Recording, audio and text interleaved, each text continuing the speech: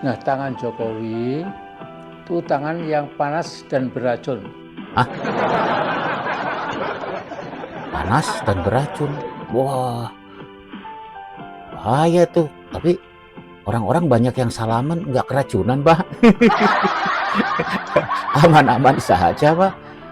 Pakar politik sekarang jadi pakar semak. Konon Jawa ini sudah terlalu padat, bisa-bisa tenggelam, Bah.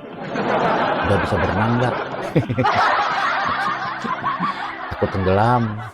Assalamualaikum warahmatullahi wabarakatuh. Ada Abah Amin Rais nih, tokoh nasional yang terkenal keberaniannya. Ya bagus, berani mengkritik itu bermanfaat ya, Bah. Asal jangan berani melecehkan gitu, nggak boleh ya, Bah. Kalau mengkritik itu boleh, kan yang penting rasional. Sehat selalu, Bah. Ada apa, Bah?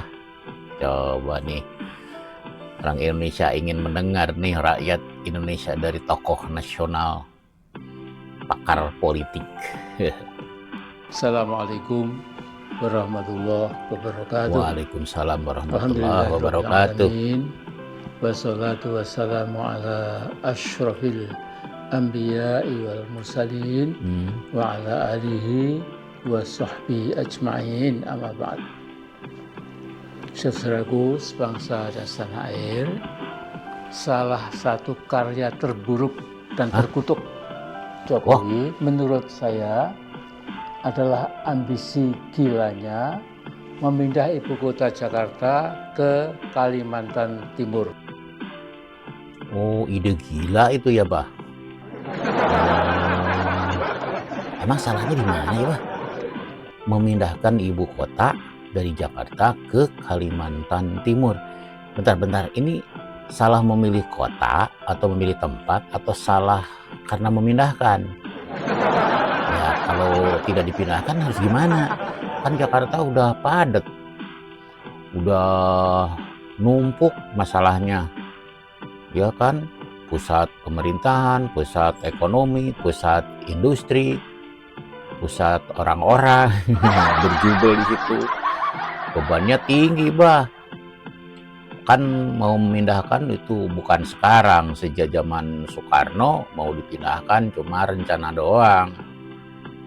Bahkan dulu rencananya ke Kalimantan Tengah ya, ke Palangkaraya. Kemudian Pak Harto nggak mau dipindahkan ke Jonggol. Ya cuma tetap aja itu mah di Pulau Jawa, deket Jakarta lagi, nggak signifikan.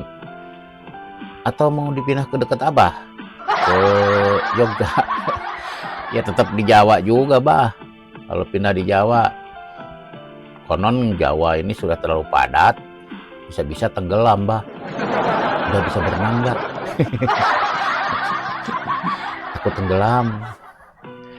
Ya itu soal pemindahan itu, tiap negara juga banyak yang memindahkan ibu kotanya, terutama untuk memisahkan fungsi pemerintahan, itu kan, fungsi pengelolaan negara dengan fungsi-fungsi ekonomi, budaya dan sebagainya, supaya mungkin pemerintahnya lebih fokus bekerja, berpikir gitu, Bah. Dan tentu saja pemerataan. Kalau semuanya di Jawa terus, Jawa sentris gimana? Maka milihnya yang posisinya di tengah, Bah. Mau di Sumatera, pinggir juga. Di Papua, pinggir juga. Ya pilihannya cuma Kalimantan dan Sulawesi. Cuma kalau di Sulawesi kan sempit pulaunya dan bergunung-gunung, gitu kan, berlembah-lembah. Masa ibu kota di pinggir jurang? Jadi Kalimantan itu dengan segala kekurangannya, Bah. Ada potensi, ada tantangan, biasalah hidupnya seperti itu. Jadi mau disebut ide gila boleh, asal gila dalam pengertian, ada nggak ide gila positif? Ya ada, yang namanya nekat gitu. tetapi nekat dalam perhitungan. Emang memindahkan ibu kota itu hasil pemikiran sendiri Jokowi? Saya yakin enggak, bah. Itu kan melibatkan berbagai disiplin ilmu. Jadi tidak berdasarkan hanya keinginan sendiri lah, nggak mungkin gitu. Ahli-ahli, ada ahli geologinya, ahli hidrologinya, ahli klimatologi, ahli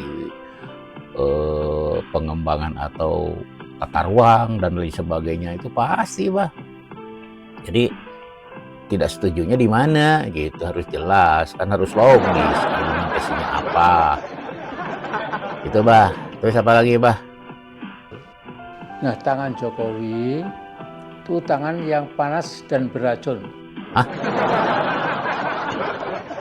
Panas dan beracun? Wah, bahaya tuh. Tapi orang-orang banyak yang salaman nggak keracunan, bah. Aman-aman saja, bah. Nah, coba apa itu salaman datang ke Solo. Lagi, bah. Semua hal yang disentuh Jokowi hampir semuanya gagal. Huh? Walaupun mula-mula terlihat moncer, dengan berjalannya waktu proyek-proyek Jokowi alias Mulyono berakhir dengan kegagalan. Alias Mulyono, oh Mulyono teh Jokowi. Karena tangannya panas dan beracun, jadi proyek-proyeknya pasti gagal gitu. Proyek-proyeknya banyak, bah. Jangan IKN doang yang disorot, kan jalan tol tuh ada lintas pulau, lintas Sumatera, lintas Kalimantan, Papua. Kalau Jawa jangan ditanya lagi. Nggak ada yang mangkrak perasaan. Cuma per sesi kan ada sesi-sesinya. Kalau mangkrak itu kan tidak nyampe ke pintu tol berikutnya. Nah itu kan berarti tengah jalan udah selesai atau udah berhenti. Kalau ini kan enggak, terus berlangsung. Misalnya pintu A sampai ke pintu B itu udah selesai, nanti diteruskan lagi oleh pemimpin berikutnya ke pintu C. Ada memang seperti itu jalan tol. Tapi kan itu bukan mangkrak, bah, karena difungsikan sama, bisa berfungsi. Lagi, bah, bendungan, berfungsi itu untuk pengairan. Nggak ada yang mangkrak. Apa tuh yang mangkrak? Kereta cepat. Wow, dulu dikhawatirkan tuh, pesimis. Tapi apalagi sekarang kalau mau liburan, membludak itu, bah. Enggak, bah, enggak mangkrak, berhasil. Bisa disebut berhasil karena semakin hari semakin banyak penumpangnya tuh. Bandara mana yang mangkrak? Nah, ada Kertajati atau yang di Cirebon itu berfungsi, bah. Apalagi dijadikan embarkasi untuk pemberangkatan haji. Cuma belum serame yang di daerah lain gitu, misalnya yang asalnya di Bandung. Ya kan tidak langsung ramai. Dulu juga sepi sama di semua juga. Kalau mau lihat yang lebih sepi ada bandara di Papua di atas gunung. Kapal kecil. Itu sepi, penumpangnya juga orang desa. Penerbangan perintis, sepi, bah. Kemudian apa lagi, bah? Tol laut. Tahu nggak tol laut, abah? Mungkin dikiranya tol laut itu bikin jalan di atas laut. Bukan, bah. Tol laut itu sepengetahuan saya transportasi laut yang super cepat, yaitu pakai kapal besar, tonasenya besar, kecepatannya tinggi, hitungannya juga tidak seperti kapal nelayan yang pakai tongkang itu. Lama pakai itu mah, kirim sayuran buahan dari Sumatera ke Makassar misalnya, atau berapa minggu itu keburu busuk itu. Perlu kapal dengan tonase besar, kecepatan besar. Kecepatannya juga, bah, hitungannya knot. 1 knot itu 1852 km per jam, bah. Jadi diperlukan yang paling tidak ya 20 knot misalnya. not, bukan not lagu, bah. Do, re, mi, fa, sol, la, si, do, bukan. Bukan juga kenyot. Yang suka dikenyot mah apa, bah? Coba ini, kenot. Itu. Jadi itu tol laut, makanya dibutuhkan juga pelabuhan yang mampu gitu kan disinggahi oleh kapal besar. Tidak semua pelabuhan bisa disinggahi kapal besar, bah. Itu pembangunan pelabuhan maksudnya, bah. Supaya kecepatan pengiriman barang, jasa dari satu tempat ke tempat lain cepat gitu. Harga bisa lebih murah. Gitu.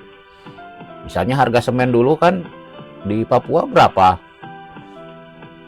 Satu sak yang di Jawanya 50.000, di sana 500.000. Wah, berapa kali lipat itu.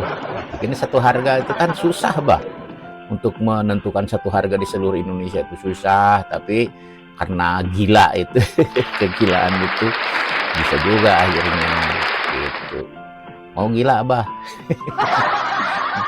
Gila positif. Apalagi, bah? Aduh. Nah, beberapa waktu lalu gedung-gedung yang mangkrak di IKN sudah dikepung oleh semak belukar. Hah? Dikepung oleh semak belukar. Wawasan si Abah ini luar biasa. Pakar politik sekarang jadi pakar semak. Oh, dikepung, emangnya demo kali mengepung gedung. Siapa pemimpinnya, bah? Dikepung ini bahasa perumpamaannya, ini keren kali. Dikepung. Aduh, siapa ada aja. Gedung di IKN dikepung oleh semak belukar. Ya kalau semak belukar ya pasti ada, bahkan belum dibangun semua. Mungkin kalau yang sudah dibangun mah bukan semak belukar, bah, itu taman, bah. Masa nggak bisa membedakan antara taman dengan semak belukar? Pakai kacamata biar jelas. Tapi saya kagum deh, udah seusia begitu tidak pakai kacamata. Kalau saya sendiri pakai kacamata, tapi supaya biar jelas gitu, bisa membedakan mana taman, mana semak belukar gitu. Bagi pula bisa membedakan tuh, bisa lihat nenek-nenek juga, bah. Kalau pakai kacamata bisa lebih jelas keriputnya. Si Abah ada aja. Gimana lagi, bah? Tetapi oleh Ternak Mulyono dan Ternak Mulyono para buzzer rupiah. lagi. Tetapi oleh Ternak Mulyono dan para buzzer rupiah maksud saya, dikatakan IKN makin indah, makin kuat daya tariknya buat para wisatawan dari dalam maupun luar negeri. Kini makin hijau, Ya. meminjam bahasa orang Solo. Itu pernyataan para ternak Jokowi hanya pernyataan yang belgedes. Waduh, belgedes. Apa itu belgedes? Sial gitu maksudnya, belgedes. Kalau belgedes mah saya cari istilahnya nih aneh, ini bahasa apa ya, dari bahasa bahasa Solo katanya, kalau kata Mbak Amin mah. Bukan bahasa Jogja ya, bah. Sekelompok orang katanya yang berjiwa kelelawar, yang menyala di kegelapan dan rasa manis di kepahitan. Wah, gawat nih. Tapi ada bagusnya juga, bah. Kan perlu penerangan di tempat gelap. Dan tidak harus selamanya pahit, harus ada penyeimbangnya yang manis. Beli jamu juga ada pemanisnya. Belgedes. Itu yang menarik sebenarnya, kata Ternak Mulyono dan buzzer RP, buzzer rupiah. Ternak Mulyono itu siapa, bah? Bingung saya. Itu kan bukan buzzer kan? Kalau buzzer itu kan ada juga yang relawan, tidak pakai rupiah. Dan ada kata dan di situ. Ternak Mulyono dan buzzer rupiah, berarti buzzer mah tidak termasuk ternak ya. Kan kalau termasuk ternak mah kalimatnya atau. Abah nyebutnya tadi dan. Ternak Mulyono dan buzzer rupiah, berarti beda. Kalau buzzer mah tahu lah gitu, para buzzer di dunia internet mah sering disebut. Tapi kalau Ternak Mulyono siapa? Ternak Mulyono dan buzzer rupiah sering memberitakan berita bohong katanya, menyatakan IKN menarik, hijau dan sebagainya. Siapa bah Ternak Mulyono? Jangan-jangan mantan bawahannya Jokowi ya yang sebut Ternak Mulyono itu, para menteri gitu kan. Ya sekarang juga banyak para menteri yang masih jadi menteri juga di era Pak Prabowo. Ya ada Sri Mulyani, AHY. Ngomong-ngomong Pak Prabowo sendiri kan mantan menterinya Pak Jokowi. Masa iya Pak Prabowo disebut Ternak Mulyono?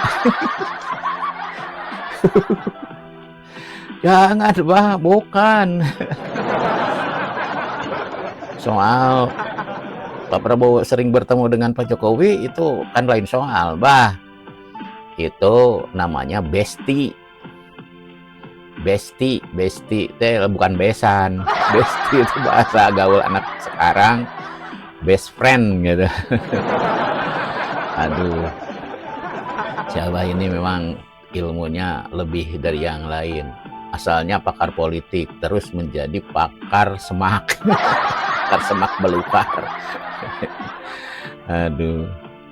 Beberapa waktu lalu saya pernah menyatakan Jokowi saya duga kuat mengalami kelainan jiwa yang dinamakan gejala egoistik, narsisistik, dan megalomaniak.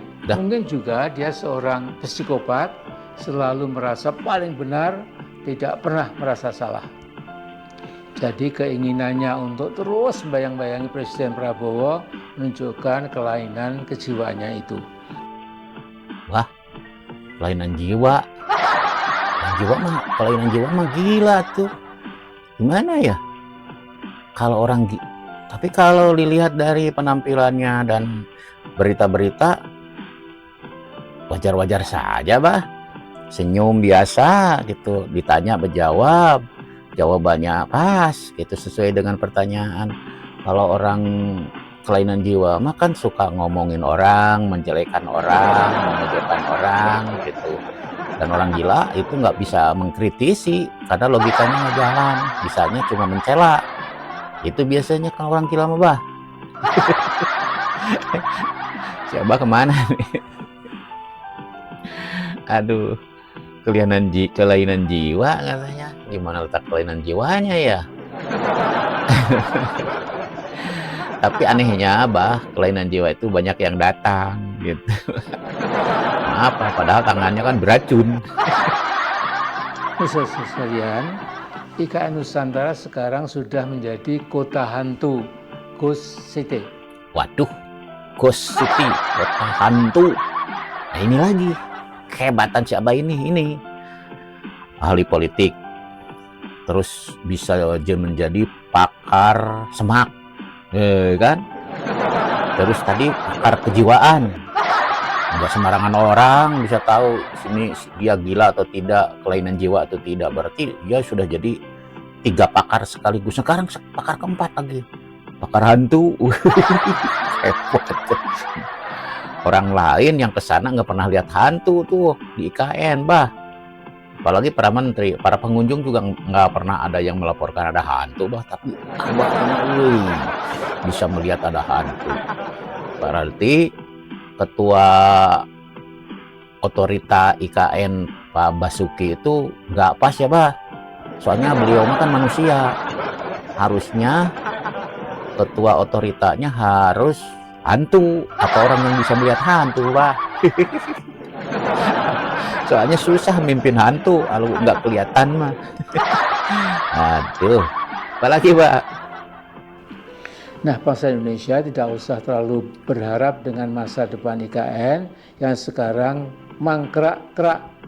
Bangunan-bangunan kosong termasuk Istana Negara yang dibangun oleh Mulyono praktis tidak berpenghuni.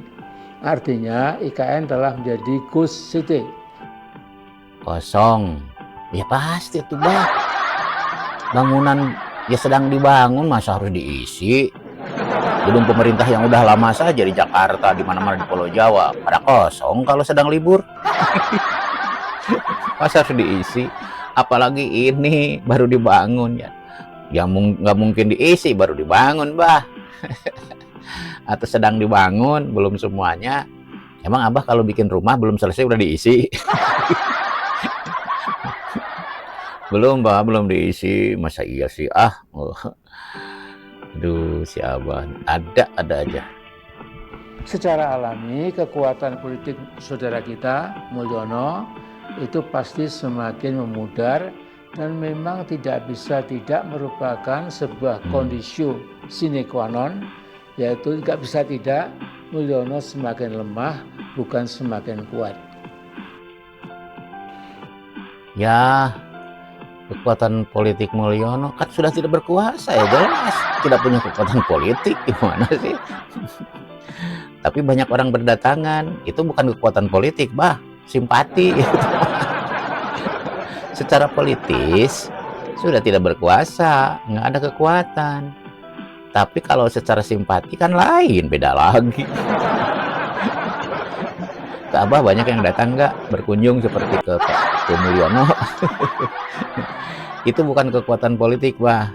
Dia juga bukan pembina partai politik gitu. Tapi aneh ya, bah ya, dunia politik di Indonesia. Kalau simpati mah, bah, bukan urusan politik, bah, urusan jiwa. Tidak takut juga kena racun. Aduh, kan kata Abah tangannya beracun. Tapi nggak pada keracunan tuh. Ada lagi, bah? Nah, Mulyono harus dibawa ke pengadilan. Hah?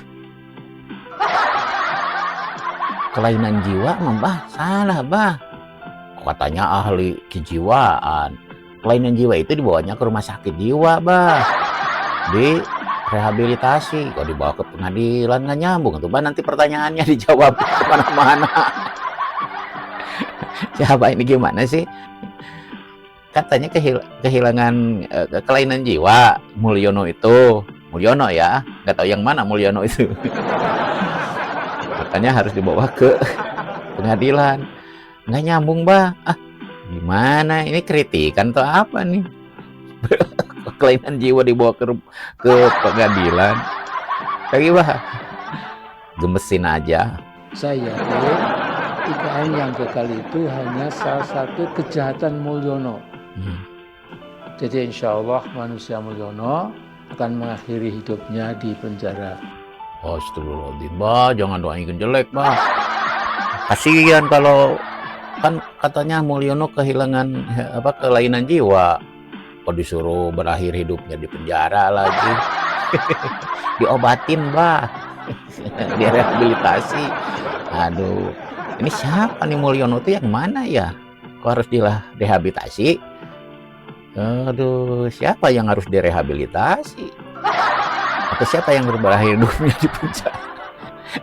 Aduh, perasaan aneh-aneh aja ya, Abah ini. Benar-benar gemesin. Ayo, bah, apalagi? Masih ada?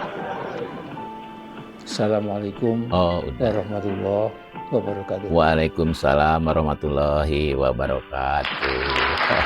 Abah. Yang terakhir, bah, ini saya ingin putarkan video terbaru dari Kementerian Koordinator Bidang Infrastruktur Pembangunan Kewilayahan dan menyatakan bahwa IKN itu dilanjutkan, bah, dengan kucuran dana 48,9 triliun rupiah katanya. Nggak mangkrak, bah. Nah, tadi tidak berharap katanya. Jangan berharap rakyat Indonesia IKN bisa berjalan, tapi ternyata dilanjutkan, bah. Tenang aja, bah.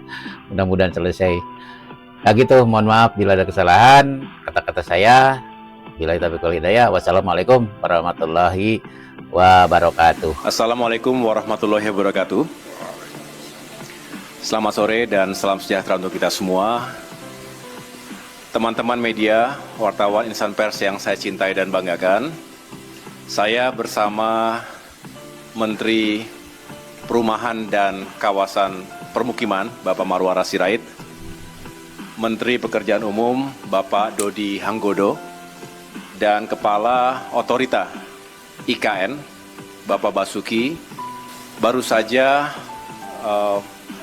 menjalankan sebuah rapat terbatas bersama Bapak Presiden Prabowo Subianto, hadir pula Mensesnek dan Seskap, yang tadi kita membicarakan tentang berbagai proyek infrastruktur di Indonesia, khususnya terkait dengan pembangunan atau kelanjutan pembangunan di IKN. Nanti akan saya berikan kesempatan tentunya kepada Kepala OIKN untuk menjelaskan secara lebih rinci, kemudian juga tentu kepada Pak Menteri yang tadi juga telah membahas berbagai kebijakan yang pro rakyat dalam pembangunan perumahan. Kementerian PU juga tentunya menjadi bagian penting dari kelanjutan pembangunan IKN.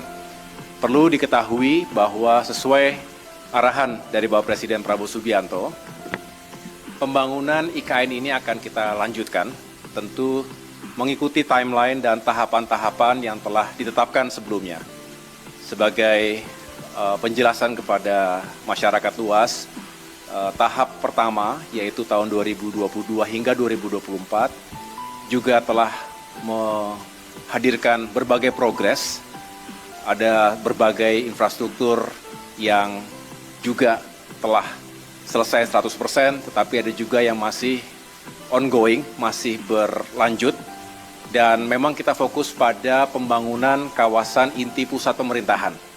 Di sini nanti kita berharap di tahap kedua 2025 hingga 2029, dan tadi Bapak Presiden Prabowo Subianto sudah menyampaikan dan menegaskan bahwa sudah di-approve anggaran untuk kelanjutan pembangunan IKN itu 48,8 triliun rupiah untuk 5 tahun ke depan. Tentu sekali lagi nanti akan dibagi dalam tahapan-tahapan yang harus dikawal dengan ketat. Yang jelas, anggaran tersebut dipersiapkan, dialokasikan agar kami, khususnya OIKN, bisa menyelesaikan proyek pembangunan fasilitas atau gedung-gedung yang digunakan untuk parlemen, untuk legislatif, dan juga untuk yudikatif. Tentu dari rancang awal yang sudah dimiliki, kita akan lakukan review kembali, ada penyesuaian di sana-sini secara teknis, dan pada saatnya nanti kita sudah bisa melanjutkan pembangunan dan mudah-mudahan bisa mencapai sasaran dan target yang telah ditetapkan. Nanti setelah ini Pak Basuki bisa menjelaskan, tentunya ada yang bersumber dari APBN, ada juga yang bersumber non-APBN. Inilah hadirnya kebersamaan, kerjasama yang baik antara pemerintah dengan badan usaha. Kita juga mengharapkan dunia swasta, pihak swasta ini bisa berkontribusi secara positif dan tentunya terintegrasi dengan baik. Tugas kami, tugas saya sebagai Menko di bidang infrastruktur dan pembangunan kewilayahan, ingin meyakinkan agar segala sesuatunya terintegrasi dengan baik. Melaporkan tentang progres tahap awal yang meliputi pembangunan infrastruktur prasarana untuk bisa dimanfaatkan oleh ASN dan masyarakat lainnya. Nah, 2025 sampai 2028 tadi. Jadi kami melaporkan pada saat tahap awal 2022 sampai 2024 APBN telah menginvestasikan 89 triliun untuk jalan tol, 47 tower hunian, air minum, sanitasi, embung, kolam retensi, perkantoran, kemudian kantor sekretariat, dan sarana peribadatan seperti masjid dan basilika dan gereja yang kesemuanya dikerjakan oleh Kementerian PU sebelumnya. Kami hanya melaporkan progresnya. Di samping itu ada juga investasi swasta yang sudah di groundbreaking sampai September yang lalu sebesar 58,41 triliun. Ini progresnya sekarang ada beberapa yang sudah jalan, ada yang sudah selesai, ada yang sedang dalam persiapan desain. Kemudian yang tahap kedua, ini yang paling penting, beliau mempunyai target bahwa pada tahun 2028 sudah ditargetkan menjadi ibu kota politik. Oke, sehingga kami ditugasi untuk menyelesaikan ekosistem yudikatif, jadi kantor-kantor dan huniannya, juga ekosistem legislatif, jadi kantor-kantor dan huniannya. Untuk yudikatif dan legislatif, dulu sudah pernah ada desain dari Kementerian PUPR, basic desainnya, beliau minta direview lagi. Kemudian kami nanti dengan Kementerian PU bersama IKN akan membentuk tim desain yang nanti bisa diarahkan oleh Bapak Presiden tentang kedepannya. Untuk itu, dalam menyelesaikan menyelesaikan program dari 2025 sampai 2029 dibutuhkan APBN 48,8 triliun. Okay. Untuk pertama untuk penyelesaian kompleks legislatif, yudikatif dan ekosistem pendukungnya serta membuka akses menuju IKN kawasan WP2, karena kita tadi kan WP1 ini ke WP2, termasuk juga dalam 48 tahun 48,8 triliun ini adalah untuk memelihara, untuk mengelola prasarana dan sarana yang sudah diselesaikan pada tahap awal tadi. Jadi dari Kementerian PU dan Kementerian Perumahan sekarang menyerahkan pada IKN untuk kami kelola dan kami pelihara. Itu dari APBN. 48,8 triliun tadi Bapak Presiden sudah setuju untuk dialokasikan di OIKN untuk menyelesaikan tadi. Di samping itu ada juga program kami dengan kegiatan atau program yang dibiayai melalui KPBU, kerjasama pemerintah dan badan usaha, sebesar 60,93 triliun yang sudah kami proses sampai dengan feasibility study-nya, yaitu untuk 97 tower apartemen dan 129 rumah tapak lagi. Okay. Kemudian juga untuk 6 proyek KPBU lagi untuk pembangunan jalan dan multi utility tunnel sepanjang 138,6 km di kawasan KIPP itu. Ya, sama ini yang dikerjakan kan baru sebagian, ini akan kami lanjutkan yang baru dengan KPBU. Okay. Kemudian juga 1 KPBU lagi untuk pembangkit listrik tenaga surya, yang sekarang sudah ada 50 MW yang kemarin sudah diresmikan oleh Bapak Presiden.